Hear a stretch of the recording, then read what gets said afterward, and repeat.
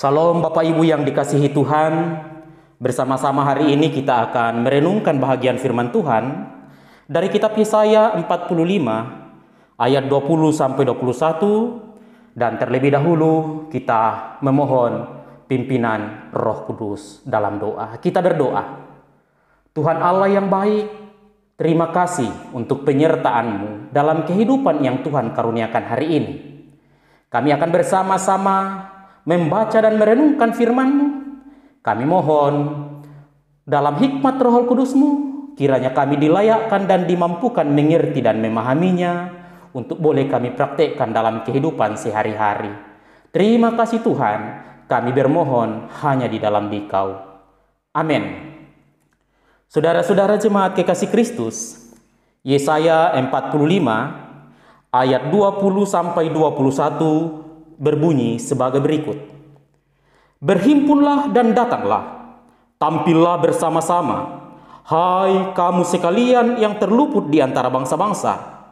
Tiada berpengetahuan orang-orang yang mengarak patung dari kayu dan yang berdoa kepada Allah yang tidak dapat menyelamatkan.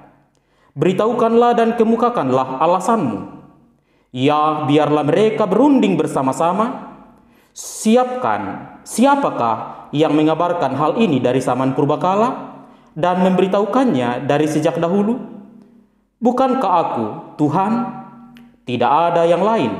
Tidak ada Allah selain daripadaku. Allah yang adil dan juru selamat. Tidak ada yang lain kecuali aku. Amin untuk kebenaran firman Tuhan. Jemaat yang dikasihi Kristus Yesus, mungkin kita semua sudah pernah mendengar sebuah lagu dengan judul Mengikuti Yesus Keputusanku. Mengikuti Yesus keputusanku. Itu adalah bagian awal dari syair tersebut. Tapi tahukah saudara sejarah munculnya lagu Mengikuti Yesus Keputusanku? Sejarah lahirnya lagu Mengikuti Yesus Keputusanku dimulai ketika ada kebangkitan rohani di Eropa secara besar-besaran sekitar tahun 1800-an. Sehingga para misionaris dengan semangat mengabarkan Injil ke seluruh dunia. Dan para misionaris dari Inggris pada tahun 1800-an sampai 1900-an tersebut tiba di India. Tepatnya di daerah yang bernama Assam untuk memberitakan Injil. Assam, salah satu daerah di India, bukanlah tempat yang mudah dalam mengabarkan Injil, sebab di sana bermukim suku primitif yang terkenal dengan kanibalismenya, memakan sesamanya manusia. Hal ini bisa dibuktikan dalam kehidupan mereka, di mana status sosial atau kepahlawanan mereka dilihat berdasarkan banyaknya koleksi tengkorak manusia yang dibunuh, yang kemudian dipasang atau dipajang di depan rumah mereka masing-masing. Semakin banyak tengkorak manusia yang dibunuh dan dipajang di depan rumah mereka, maka dianggap mereka semakin hebat, mereka semakin terpandang dan dihormati. Kalau di suku kita biasanya yang dipajang dan memperlihatkan status sosial adalah seberapa banyak tanduk kerbau yang dipasang. Selain itu saudara-saudara, penduduk Assam juga sangat tertutup dan tidak suka bila ada suku lain yang datang ke daerah mereka. Tentunya kehadiran para misionaris dari Inggris tersebut tentu tidak disukai oleh suku Assam. Akan tetapi dalam penginjilan tersebut ternyata ada satu keluarga yang kemudian menerima Injil, menerima Yesus sebagai juru selamat. Keluarga itu adalah bernama Nokseng yang mempunyai 2 orang anak dan seorang istri.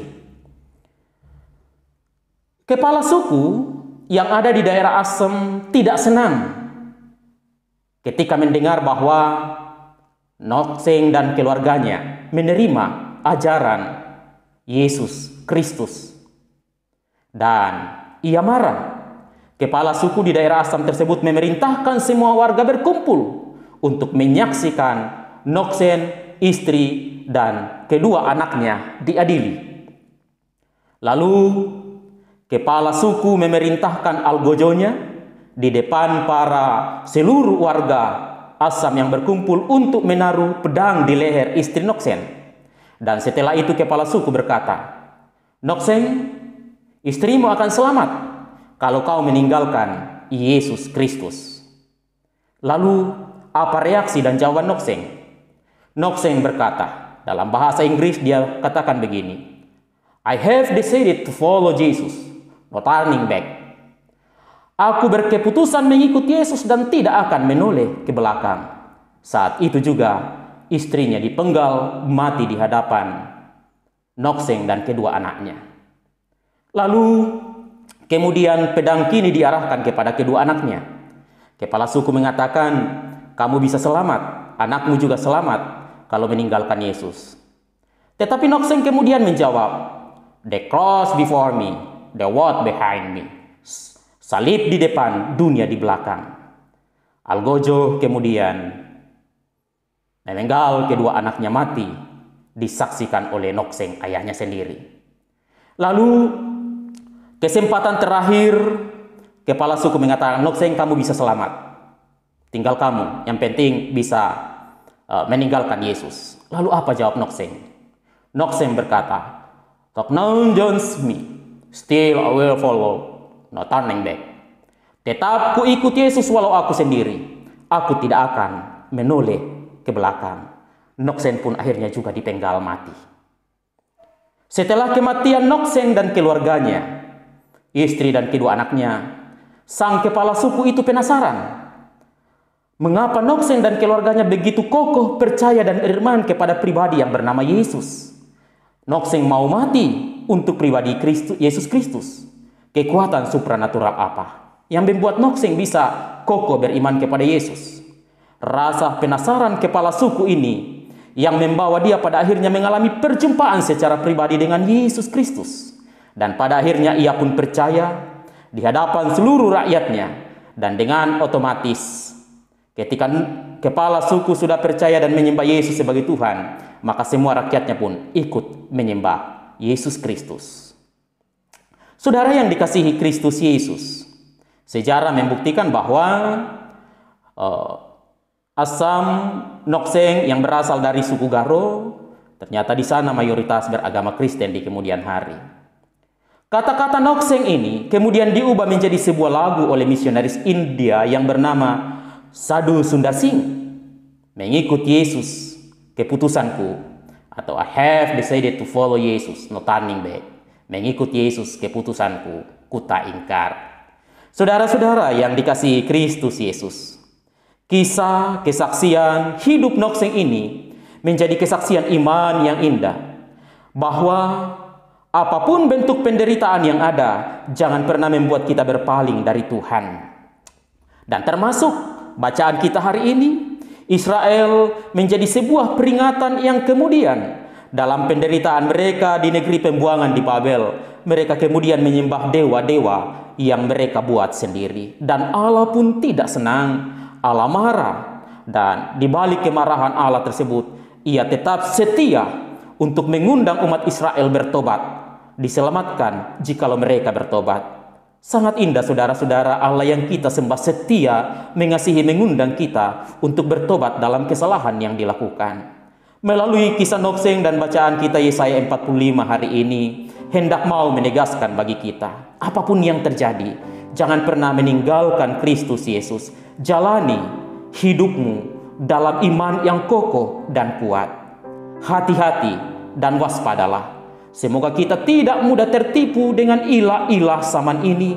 Ada begitu banyak figur atau benda-benda yang seakan-akan bisa menolong jiwa manusia.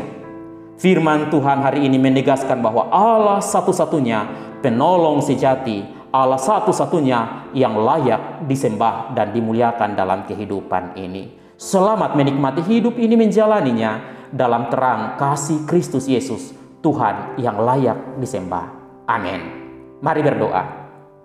Terima kasih Tuhan untuk firman-Mu.